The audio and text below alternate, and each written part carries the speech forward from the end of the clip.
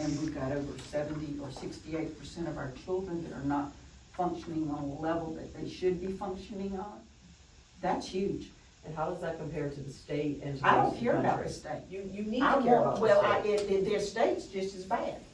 Right, but we also need to look at, there are positive things going on, and there are reasons for I things. agree and with you that. But everything, all you're focusing on is the negative, and I understand too, because I can see where, yes, I'm concerned about the kids' math, yes, I'm concerned about their reading, but we also need to look at the positive things. Sometimes it's a test day. If you watched your dad go to jail last night, you're not gonna do well on an I-ready test, and that's what we're focusing on. All right, so there are other factors that, we need to look at the whole picture of things and not just focus on, we've done this wrong, this wrong, this wrong, this wrong. Well, you can't I mean, correct that what you don't just acknowledge. statement of yours, you just said, it's like Georgetown County is failing in everything we do. Well, no, you look at the numbers, and we all have to base our information on basic numbers. Numbers rule everyone in this room, from the budget right on down. But that doesn't tell the entire story. I know that, and there are a lot of curriculum issues that we have to address. Okay, I'm gonna have our first real family moment here, okay? I am the parent that you're talking about when you say that most parents want to take their children out of public school. I have taken not one, not two, but 3 of my children out of this school district. And I can proudly say that my oldest son, who I went and got a Montessori certification to homeschool this child, has graduated with his master's degree from American University. I am here because I want to be a part of this change. I'm not saying it's completely broken. Every child is different. At certain times, maybe it was a bad teacher. Maybe it was an administrator who was not being held accountable at the time. And I felt like I didn't have a voice, and there was nothing I could do.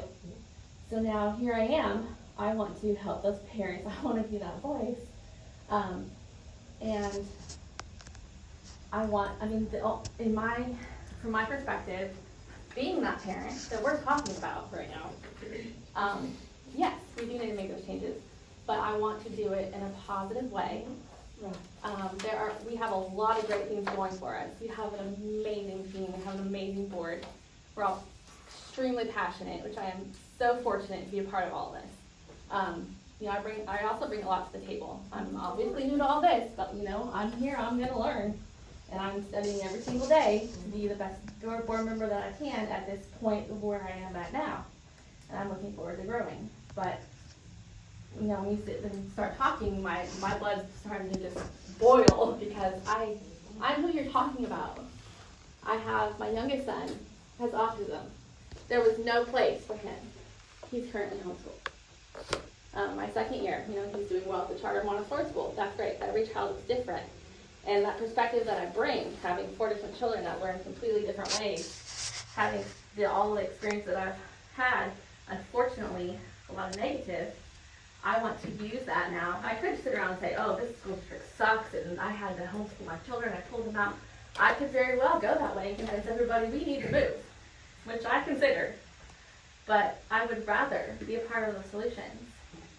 And, I want to exaggerate positively and in the right direction. We know how to fix these things. We know how to do this.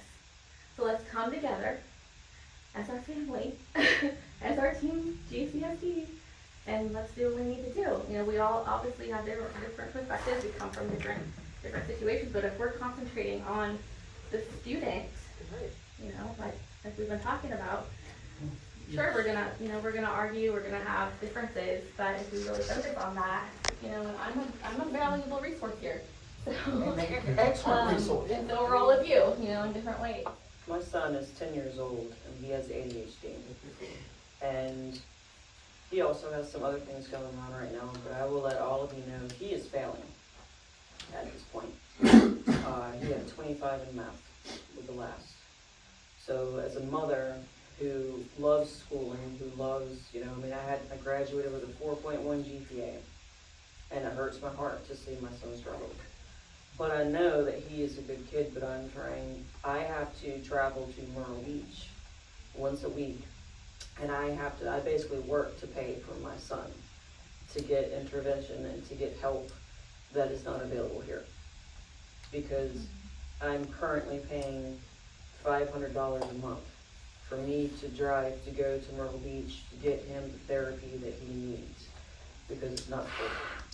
And he is failing, and he has to own responsibility for that, but as his mother, I am trying to help him figure out. So yeah, there are going to be things that we have to come together, because each child, I have another child, she has all A's and she doesn't have track. So 2 different children, different needs, but that's what every family and every student is, and we have to be able to provide, because of COVID, there are special circumstances, special needs that each child is gonna need to have. And that's why I think we have interventionists and specialists that we're trying to focus on, and grants that we can get more people in to help. Taking away the phones, I think, was one of the best things that we could have done for them in learning how to socialize. Just to respond to you, I had same situation, ADHD kid. He struggled tremendously. My wife and I didn't know what to do. But we got him over there, she took him to Sylvan, okay? I thought she threw away some money, but nevertheless, I think part of it was ADHD, a little bit lazy. But he came through, and the light came on somewhere, and boy's done great. You know, Pray for the light. but we never ever considered pulling him out of our public school here. We stayed with the program, and everything got better, and he did great. So, and it sounded to me like some people here were individually affected with their kids and their experience.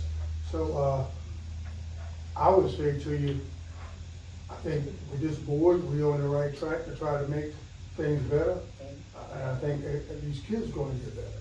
So let's stay the course and let's make it happen if it's appropriate.